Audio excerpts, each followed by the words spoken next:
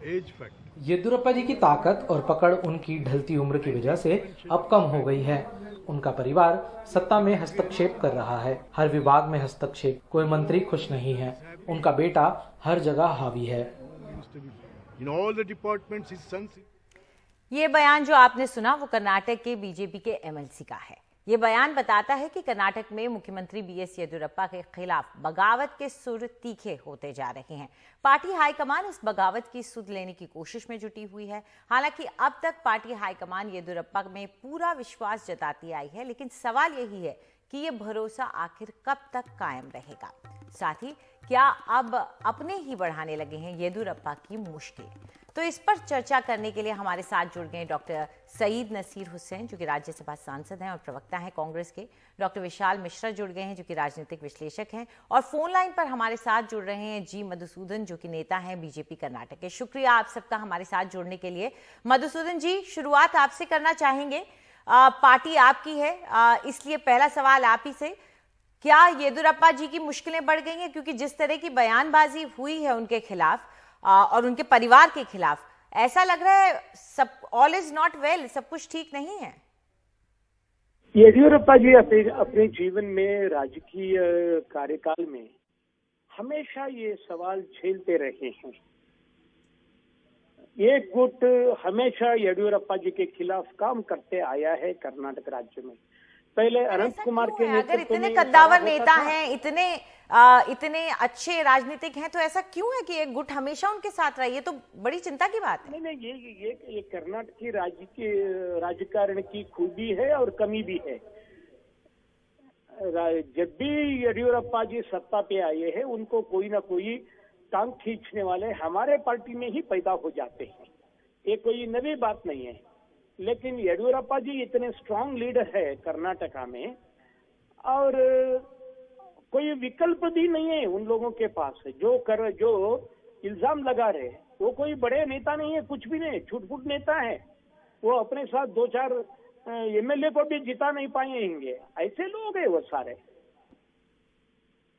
ठीक है, तो इस वक्त आप ये कह रहे हैं कि अगर बातचीत कर रहे हैं अरुण सिंह जी वहां पर सभी एमएलए से, तो ये किस लिए हो रही है फिर बातचीत? सिर्फ चाय पी रहे हैं या कोई वजह भी है? अगर इतने छोटे मोटे नेता है तो फिर उनकी बातचीत की क्या जरूरत है? नो, क्या है, उस्तुवारी रहने के कारण वो कर्नाटक में हर 2-3 महीने के बाद, 4 महीने के बाद आते रहते हैं पार्टी की हालचाल पूछने के लिए। और इस बार भी वैसे आए हैं। ये कोई नई बात नहीं है, कोई बड़ी बात भी नहीं है। ठीक है, तो फिर आप कह रहे हैं एक रोजाना का रिव्यू है। चलिए, डॉक्टर सईद नसीर हुसैन भी हमारे साथ हैं। आपको क्या लगता है हुसैन साहब, ये आम तौर पर जो की जाने वाली रिव्यू, चाय, यही सब हो रहा है जैसे कि हम सुन रहे हैं मधुसूदन जी से? पहले तो मैं आपको ये बता दूं कि जो कर्नाटका में जो सरकार चल रही है, ये सरकार one of the most illegal, unethical और इमोरल सरकार है। सरकार जिस तरह से बनाई गई थी, लोगों को खरीद फरोश करके, लोगों को मिनिस्ट्रियल बर्थ का आस दिखा के, लोगों को डरा धमका के, आईटी, सीबीए और सीबीएसई जैसे इंस्टीट्यूशन को इस्तेमाल करके जिस तरह से ये सरकार बनाई गई थी, डे वन से सरकार में फूट है। डे वन से सरकार में लोग नाराज हैं। कुछ लोग को मंत्रियां बनना चाह रहे थे, कुछ लोग कांग्रेस से और जेडीएस से गए थे, उनको मंत्रियों बनाने की आस दिखा के वहां पे लिया गया था। जब से लेके अब तक ये बहुत ही अनस्टेबल गवर्नमेंट है। आज तक ये सरकार सेटल नहीं हुई है। हर 15 दिन में, हर महीने 2 महीने में इनकी गुटबाजी होती है।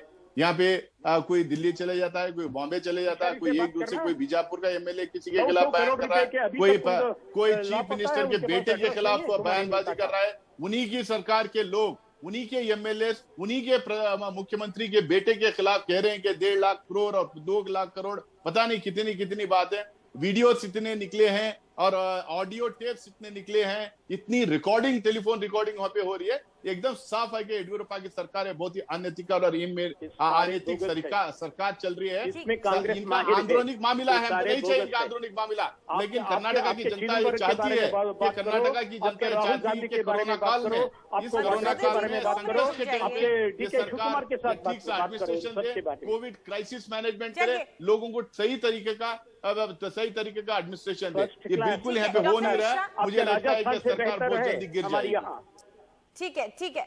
नहीं मधुसूदन जी, जाहिर तौर पे आपकी पार्टी पर इस वक्त उनके बारे में टिप्पणी कर रहे हैं तो आप जवाब देना चाह रहे हैं, लेकिन थोड़े दूसरे गेस्ट को भी हम साथ में ले लें। डॉक्टर मिश्रा, आप क्या मानते हैं इस वक्त स्थिति कैसी है बीजेपी की, और खास तौर पे येदियुरप्पा की स्थिति कैसी है? जहां तक ये आज जिस विषय पर आप चर्चा कर रहे हैं, मुझे ऐसा कुछ नहीं लगता कि जो है येदियुरप्पा जी की, जो मुख्यमंत्री जी हैं, उनकी किसी को कोई किसी प्रकार का खतरा है। देखिए, भारतीय जनता पार्टी है, ये लोकतांत्रिक पार्टी है। अगर आप देखें तो आज की डेट में ये विश्व की सबसे बड़ी लोकतांत्रिक पार्टी है, जहां पर लोकतांत्रिक प्रक्रियाओं का पूरा पालन होता है। अब जहां तक आरोप प्रत्यारोप का प्रश्न है, तो हो सकता है कि किसी व्यक्ति के, किसी के अपने जो भी निजी महत्वाकांक्षाएं हैं, उनकी पूर्ति तात्कालिक रूप से ना हो पाई हो, तो इस प्रकार की बयानबाजी की गई हो। लेकिन जहां तक ये जो बात की जा रही है, जो कांग्रेस के तरफ से ये अभी बयान दिया जा रहा था कि ये आरोप है, ये आरोप है। अरे मानवर, आप कांग्रेस की बात कर रहे हैं और कांग्रेस की तरफ से आरोप प्रत्यारोप कर रहे हैं, आप पंजाब को नहीं देख रहे, जहां पर एक खुली बगावत चल रही है। आप राजस्थान को नहीं देख रहे, जहां पर आपके पूरे जो है केंद्रीय नेतृत्व तक जो है आपका लगा हुआ है और मान मनोंगल का दौर चल रहा है। आप तो केवल मुद्दा जीवी हैं, आपको मुद्दा चाहिए होता है कि आप ये प्रकार यह नैरेटिव सेट करने की कोशिश करें कि फिलहाल ठीक नहीं चल रहा है। चर्चा कर्नाटक पे हो रही है, ओवरऑल बात करनी पड़ेगी ना। देखिए, चर्चा कर्नाटक पे हो रही है, कर्नाटक में चर्चा आइडियोलॉजी होती है, ऐसा नहीं होता। कर्नाटक में चर्चा कीजिए। आपके मुख्यमंत्री के बेटे पे जो एमएलए है, उसके ऊपर आरोप है, उसके ऊपर आरोप है कि वो बहुत पैसा बनाया है, जब केंद्रीय पार्टी आरोप लगा रहे हैं और वह भारतीय स्तर की पार्टी है, तो बट नेचुरल सी बात है कि उसके जो मुद्दे होंगे, उसकी आइडियोलॉजी होगी, हर स्टेट में वही लागू होगी। डॉक्टर हुसैन थोड़ी देर रुक जाइए, डॉक्टर हुसैन थोड़ी देर। कि आप पंजाब राजस्थान को अलग रख के चल रहे हैं। कोई पंजाब में कोई आरोप नहीं लगा रहा है सरकार के ऊपर, राजस्थान में कोई आरोप नहीं लगा रहा है सरकार के ऊपर के करप्ट है करके। यहाँ पे क्यों नहीं आरोप लग रहा है? आप बताइए, मुझे आप क्या किस प्रकार की बगावत चल रही है पंजाब में? आप बताइए, आप क्या पंजाब में किस प्रकार की बगावत चल रही है? राजस्थान में आप यहाँ किस प्रकार की बगावत चल रही है? आप बताइए ना। इसका मतलब अरे भाई, वेबसाइट पंजाब में कुछ चल रहा है, राजस्थान में कुछ चल रहा है, इसका मतलब यहाँ पे भी नहीं। चलिए देखिए, मेरे पास वक्त खत्म हो चुका है, मेरे पास वक्त खत्म हो चुका है। जाहिर तौर पर उंगलियां उठ रही हैं, एक दूसरे पर उठ रही हैं। आज हम कर्नाटक की बात कर रहे हैं, तो ऐसा नहीं है कि सभी पार्टियों की स्थिति अपने अपने राज्यों में अलग जगह भी ठीक ही है। तो वो आंतरिक कलह जो है, वो राजनीति की सबसे बड़ी मुश्किल होती है, जिसे पार पाना मुश्किल होता है, और वही येदियुरप्पा को इस वक्त पार पाना है।